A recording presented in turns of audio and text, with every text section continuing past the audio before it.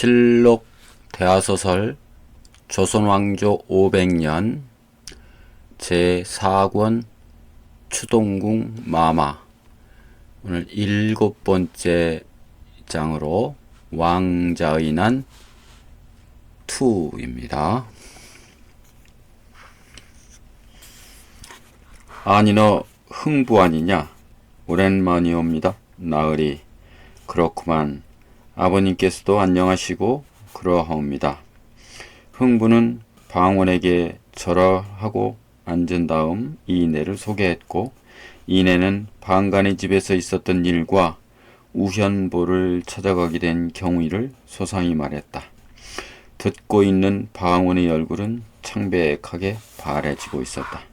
나으리, 지금 당장 달려가서 모조리 쓸어버리고 오겠소이다. 함께 자리하고 있던 숙번이 벌떡 일어서며 소리쳤다. 당장 좌정하렸다. 방원의 일갈이 터지자 숙번은 시근거리며 자리에 앉았다. 아버님이 말씀을 전해 올리겠사옵니다. 무슨 일이 있어도 싸워서는 아니 된다는 말씀이 계셨사옵니다. 심려 마시라고 여쭈어라. 내 아무리 어리석기로 스승의 가르침을 거역하지는 않는다고. 고맙사옵니다, 나으리. 이까지 와준 두 사람은 은혜 또한 잊지 않을 테고 이만 물러가옵니다. 정중히 배웅하렸다. 흥부와 이내가 방을 나가고 숙번이 뒤를 따랐다. 어찌해야 하나.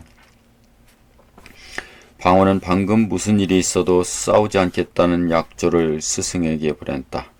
사냥에 나가지 않는 방법이 있겠으나 tuk제에 쓸 육찬을 마련하는 공식 행사가 아닌가. 불참이 곧 불충이 될 수도 있었다. 형인 방간이 야속스럽기까지 했다. 좀처럼 묘안이 떠오르지 않았다. 숙번이 다시 들어왔다. 뜻밖으로 민씨 부인이 뒤를 따랐다. 숙번이 민씨 부인에게 사정의 급박함을 알린 모양이었다. 나으리, 대체 이게 무슨 변이옵니까? 왜들 나으리를 가만히 내버려 두지를 않사옵니까? 민씨 부인의 어조는 싸늘했다. 또 추궁하고 있는 어조이기도 했다. 이게 어디 스승의 가르침을 받을 일이옵니까? 가만히 앉아있으면 목숨마저 부지하기 어려운 일이온데 어찌 그 같은 약조를 하시옵니까? 나으리, 희안군 아주버님이 먼저 해치고자 나서질 않사옵니까? 민씨 부인은 방원의 대답을 기다리지 않았다. 여장부의 기질이 거침없이 발산되고 있음이었다. 내가 지난번에는 잘못된 세자 책봉을 바로 해놓기 위해 일어선 것이나 지금 형님과 싸우는 일은 명분이 없어요. 어차피 사냥에는 나가셔야 할 일이 아니옵니까? 저쪽에서 나으리를 해치겠다고 공언을 했다는데 아무 대비도 아니하시겠다는 말씀이옵니까? 나으리, 전기가 눈앞에 와 있음이옵니다. 다가온 전기를 버리시면 아니 됩니다. 숙번의 말을 듣자 방원은 비로소 끄덕였다. 그만 물러가서 아이들에게 잠을 자두라고 일러라. 부인께서도 물러가시고요. 숙번과 민씨 부인은 조용히 물러갔다. 방원은 방 안을 서성거렸다. 사냥을 중지하는 일밖에 없었다. 그러기 위해서는 주상이나 상왕에게 사실을 고해야 한다. 결국 형을 모함하는 일이 될 것이다. 만일 그때 형인 방간이 그런 말을 한 일이 없다고 나선다면 자신의 처지만 난처해지고 만다. 첫 닭이 울었다. 그리고 얼마 후에는 인경소리도 들렸다. 새벽이었다. 방원은 뜬 눈으로 긴 겨울밤을 보내고 마당으로 나섰다. 동쪽 하늘은 뿌옇게 트여오고 있었다. 모기네가 집안을 둘러보고 있는 듯 방원의 곁으로 다가섰다. 갑옷을 입고 있었다. 어서 가서 의안공과 완산군을 매셔오너라. 의안공은 이화이며 완산군은 이천우였다. 방원의 생각은 이들 종친 두 분을 방간에게 보내 설득을 시도할 생각이었다. 의안군과 완산군이 방간의 집으로 달려갔을 때 방간은 이미 상장군 오영권을 주상에게 보낸 다음이었고 자신은 사냥에 나갈 채비를 마치고 있을 때였다. 이미 주상께 사자를 보낸 일이며 제 뜻이 또한 정해진 일이라 다시 돌이킬 일이 아닌 줄로 압니다. 방가는 이렇게 말했다. 의안군과 완산군은 더 이상 할 말이 없어 정안군에게로 돌아갈 수밖에 없었다. 한편 수창궁으로 달려간 상장군 오용권은 정종 앞에 이르러 방간의 뜻을 정중히 전했다. 전하, 희안군께서 병사를 일으켜 정안군을 치고자 합니다. 이는 정안군이 먼저 희안군을 치고자 했으므로 부득이한 일이옵니다. 원하옵건대 주상전하께서는 놀라지 마시옵소서. 닥치지 못하겠느냐? 당장 달려가서 사냥을 중지하라 이르렸다. 아우를 해치려는 사냥이 어디 천지에 다시 있으리. 이는 왕명이니라 지체 없이 시행하렸다. 정종은 대노했다. 오영권은 달아나듯 어전에서 물러나왔다. 온몸은 식은 땀으로 젖어 있었으나 자신의 임무는 다한 셈이었다. 방가는 그 일을 정종에게 고할 때 윤허를 받을 생각은 없었다. 통고만으로도 충분하다고 믿었으니 일단 목적은 달성한 것이었다. 오영권을 내보낸 정종도 그 같은 생각이 들었다. 더 세찬 왕명이 있어야 형제가 싸우는 사냥이 중지될 것이라 믿었다. 도승지 이문화를 불러 자신의 뜻을 적은 전지를 서둘러 방간에게 전하라 일렀다. 이문화가 허겁지겁 말을 달려 방간의 집에 당도했을 때 방간은 이미 사냥터로 떠나고 없었다. 이문화는 방간을 찾아 나섰다. 방간은 갑옷을 입은 무장들이 호종을 받으며 수많은 몰입꾼들을 거느리고 내성의 동대문을 지나 선주교에 당도해 있었다. 이문화가 방간을 만난 것은 여기에서였다. 희안군은 어명을 받으시오. 이문화는 말에서 내려 소리쳤다. 방간도 말에서 내렸다. 정종의 친필로 적힌 전지가 방간에게 전달된다. 내가 난언을 혹하여 듣고 동기를 해치고자 꾀하니 미치고 패약하기가 심하다. 내가 군사를 버리고 단기로 대궐에 나오면 내가 장차 보전하겠다. 읽기를 마친 방간은 웃고 있었다. 도승지는 속히 돌아가 고하시오. 내가 일어선 것은 이 나라 종묘사직과 주상전하를 위한 것이니 내가 방언을 치고 나면 주상전하께서도 기뻐할 것이요. 나으리 어서 가시오. 가자. 방간의 대열은 움직이기 시작했다. 이문화는 돌아갈 수밖에 없었다. 이 같은 사실을 전해받은 정종은 당황하지 않을 수 없었다. 상왕인 이성계에게는 고하지 아니하고 주상인 자신의 선에서 수습이 되리라고 믿었던 정종이었다. 그러나 사태의 위급함이 여기에 이르고 보니 상왕 이성계의 힘을 빌지 않을 수가 없었다. 그 무슨 당치 않은 소리, 어찌하여 동북 형제가 피를 보려 하는가. 이성계는 처음 몇 마디에 노기로 시작하더니 어제는 곧 탄식으로 바뀌어지고 있었다. 저놈이 정안과 아비가 다른가 어미가 다른가. 저 소같이 미련한 우인이 어찌 여기에 이르는가. 망극하옵니다. 하공 이성계는 정종보다 먼저 들어와 있던 하윤을 불렀다. 방간에게 보내는 교서를 초하여 주시오. 예. 하윤이 초한 교서에는 우승지 정구에게 전해졌고 정구는 말을 모아 방간의 뒤를 쫓았다. 정안군 이방원은 이때까지도 추송을 떠나지 않고 있었다. 이숙번, 마천목, 목인의 등은 마당을 서성이며 정안군이 나오기를 기다리고 있었다. 내당에는 민무질, 민무구 형제가 갑옷을 입고 찾아와 사태의 위급함을 알리고 있었다. 마침내 민씨 부인은 방언의 갑옷을 받쳐들고 내당을 나섰다. 중문을 지나 큰사랑 내정으로 들어서자 숙번 일행이 반갑게 다가섰다. 아이들 갑옷을 입게 하고 떠나갈 채비를 갖추도록 하게 명령이었다. 민씨 부인은 그들이 달려나가는 것을 확인하고 사랑으로 들었다. 방언은 고민으로 뭉쳐진 모습으로 앉아 있었다. 민씨 부인은 들고 온 갑옷을 방언 앞으로 밀어놓고 말했다. 희안군 아주버니께서는 떠나신 지 이미 오래되었다 하옵고 주상께서 보낸 전지마저 거역했다 하옵니다. 아무리 그렇기로 사냥을 가면서 갑옷을 입다니요. 싸움은 아니하신다 해도 옥체는 지키셔야 하실 것으로 아옵니다. 지혜롭고 현명한 여인이었다. 나으리께서 세우신 왕조이옵니다. 그 왕조가 풍전등화같이 되어가고 있사옵니다. 나으리께서 화를 입으신 다음에 무슨 왕조가 있사옵니까? 나으리께서 이 왕조를 세우신 것처럼 세운 왕조를 지켜가실 책무가 있사옵니다. 지금 일어서지 아니하심은 이 왕조를 버리심이옵니다. 통촉해 주시옵소서. 민씨 부인은 말을 마치고 방언에게 다가섰다. 나으리, 모두들 기다리고 있사옵니다. 민씨 부인은 방언을 일으켜 세웠다. 방언은 몸을 민씨 부인에게 맡긴 채 함구하고 있었다. 민씨 부인은 맡겨진 방언의 몸에 갑옷을 입혔다. 내정이 떠들썩해지는 듯했다. 이 장군 드셨사옵니다. 숙번의 소리였다. 방언은 민씨 부인이 받쳐 올리는 장검을 들고 방을 나갔다. 마당에는 이지란이 와 있었다. 상왕 전하께서 정한군을 보살피라는 분부가 계셨어요. 뜻밖의 일이었다.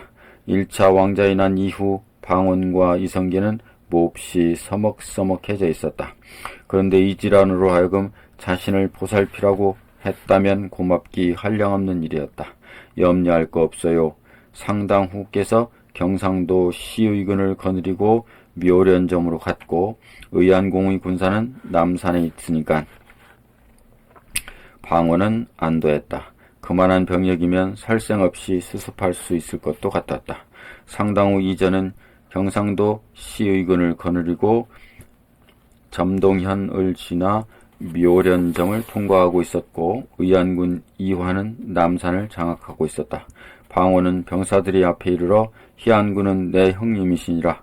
만일 내 형님에게 활을 쏘는 자가 있다면 참수로 다스릴 것이니라. 라고 소리친 다음에 말에 올랐다. 사냥이라기보다는 출진이었다.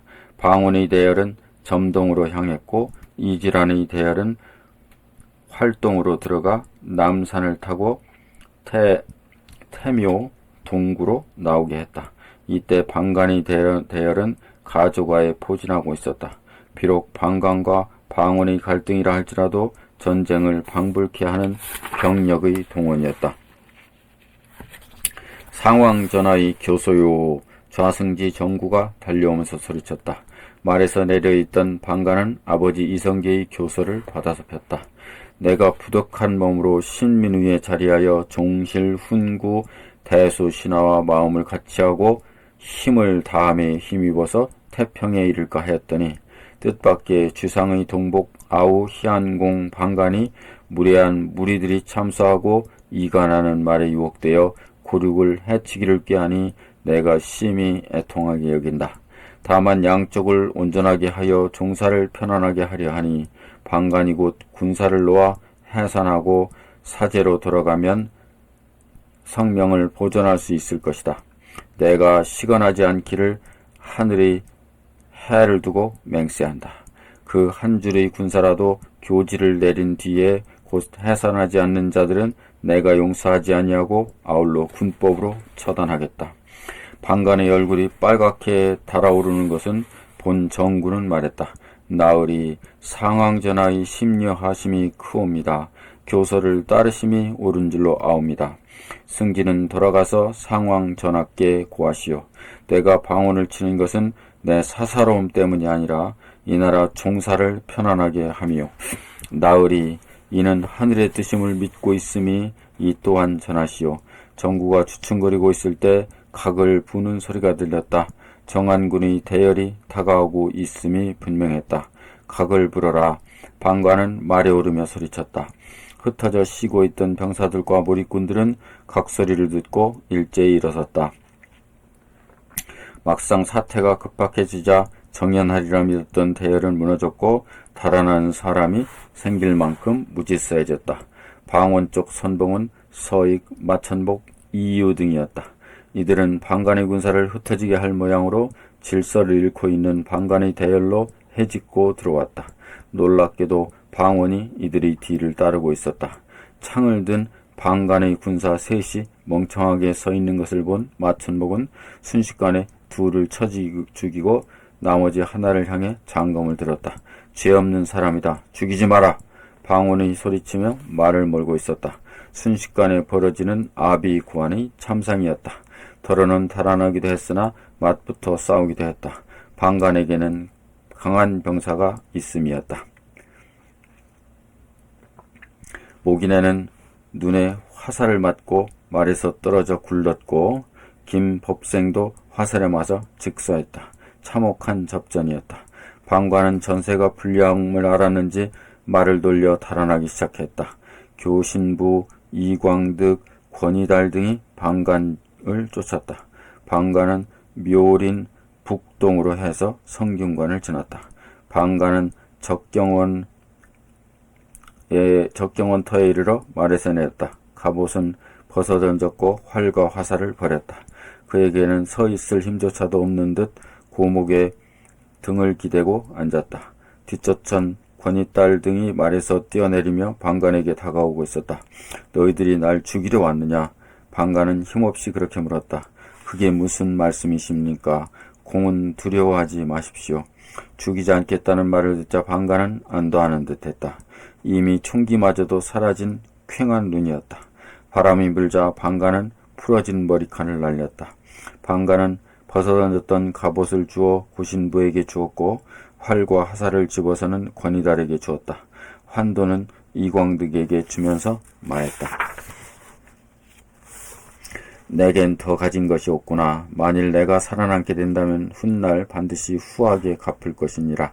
패장의 말로는 높이 살만한 것이 못되었으나 그에게 정은 있는 듯했다. 이 무렵 추동 방원의 집에서는 약간의 소동이 있었다. 모기내가 타고 갔던 말이 돌아왔던 것이다. 모기내는 눈에 화살을 맞고 낙마했었다. 초조하게 사냥터의 소식을 기다리고 있던 민씨 부인은 피투성이가 되어온 말을 보자 패전이라는 생각이 들었다. 당장 들어가서 검을 내오렸다. 민씨 부인이 결연히 소리치고 나오자 파우와 의주댁 그리고 소군 등이 하인 종목들이 애원하며 가로막았다. 당장 검을 내오라는데도 나으리가 무사하지 못한데 내 어찌 편안히 있으리. 나도 사냥터에 나와 나으리와 더불어 목숨을 같이 할 것이니라. 마님 아니되옵니다. 고정하시옵소서. 하인 종속들은 민씨 부인에게 매달리기도 했고 길을 막으며 꿇어앉기도 했다. 하늘이 어찌 이토록 무심하실꼬. 민씨 부인이 눈물을 보이면서까지 앞으로 이 일을 걱정하고 있을 때 이웃에 사는 정사파가 헐레벌떡 달려오고 있었다. 그녀의 이름은 가야지였다. 마님, 정한군 나으리께서는 평정하셨다는 소식이 옵니다. 무슨 소리야? 누가 그런 소리를 하든가 나으리께서 이꼴하시더라고 하옵니다. 그때야 민씨 부인의 얼굴에는 혈색이 살아났다. 하늘이 도우시는 나으리입니다. 심려하지 마세요. 가야지는 점을 치는 여인이기도 했다. 민씨 부인은 문득 지난밤의 꿈을 상기했다. 그래서 물었다. 어젯밤 새벽녘에 앉은 채 잠깐 꿈을 꾸었는데 내가 신교의 옛집에 있다가 보니 태양이 공중에 있었는데 아기 막동 세종대왕의 어릴 때의 이름 막동이가 해 바퀴에 가운데 앉아 있었으니 이게 무슨 징조인가. 나으리께서 보우에 오르시어 항상 아기를 안아줄 징조이옵니다. 무슨 소리야. 그런 일이 어찌 바랄 수가 있겠는가. 이루십니다. 고맙네. 민씨 부인의 얼굴에는 웃음기가 돌았다. 가야지의 말이 마음을 설레이기도 했다. 정월달 찬바람이 일고 있었다. 드시오소서. 민씨 부인은 의주댁에게 부축되어 안으로 들었다. 정정임금은 고통과 초조함에서 벗어날 수가 없었다. 정한군이 들었다는 전언을 듣는 순간 그는 소리날 만큼 용상에 몸을 던지며 들라는 명을 내렸다.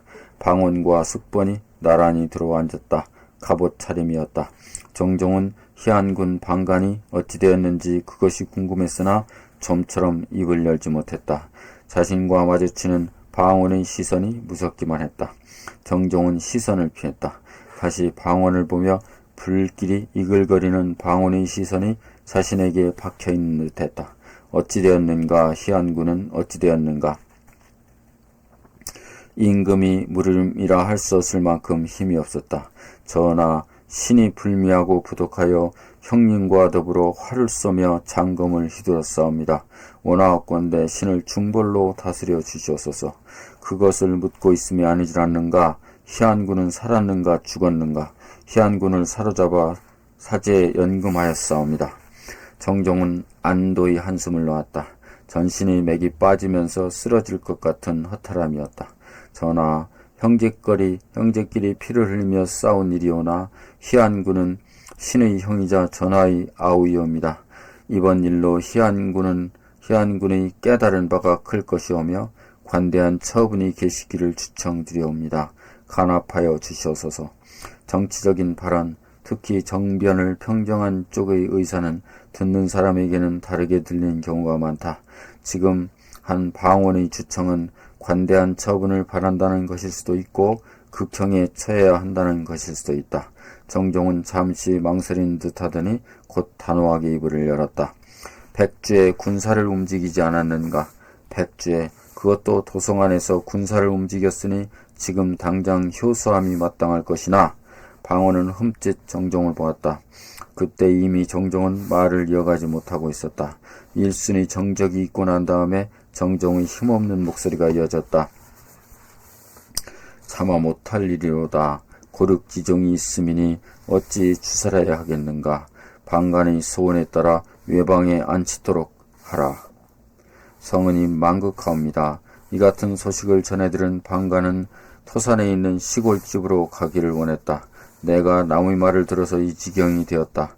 방간은 이와 같은 희한의 말을 남겼으나 대오군 김중보와 순군 천호 한규에게 이끌려 아들과 더불어 토산에 안치되었으며 그를 따르던 박포, 최영소, 이옥, 장담, 박심 등 10여 명은 순군에게 갇혔다. 이른바 제2차 왕자의 난이라고도 하고 방간의 난이라고도 하는 정변은 이렇게 끝났다. 방호는 퇴고라는 길에 셋째 형인 이간군 방우의 집에 들렸다. 이간군은 이번 사냥에 참가하기로 되어 있었으나 몸이 불편하다 하여 불참을 했다. 사태의 전말을 알려주는 일과 문병을 겸한 방문이었다. 이간군은 병생이 짙은 몸으로 방언을 맞았다. 형님, 송구스럽사옵니다. 방언은 팔이 애진 이간군의 손을 잡으며 울먹이는 목소리로 말했다. 위에는 밝은 임금이 있고 아래로는 훌륭한 아우가 있는데 방간이 어찌 그런 짓을 하는가.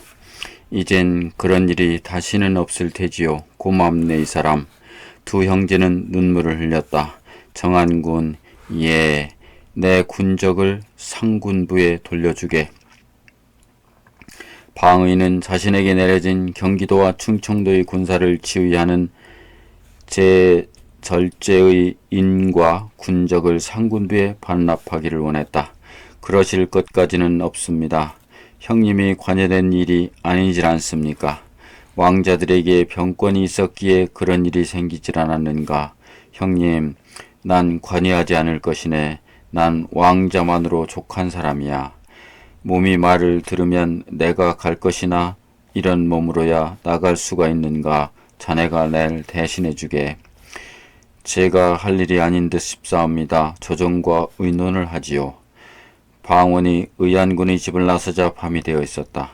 바람은 차고 모질었으나 별들은 청명하리만큼 찬란하게 빛나고 있었다. 방원은 머리 위에 별을 이고 걸었다. 악몽과 같은 하루였다. 낮이 짧은 한겨울이었으나 그에게 있어서는 2, 3년과 같은 긴 하루였다. 오늘은 여기까지입니다. 다음 장에서 뵙겠습니다. 여러분 감사합니다.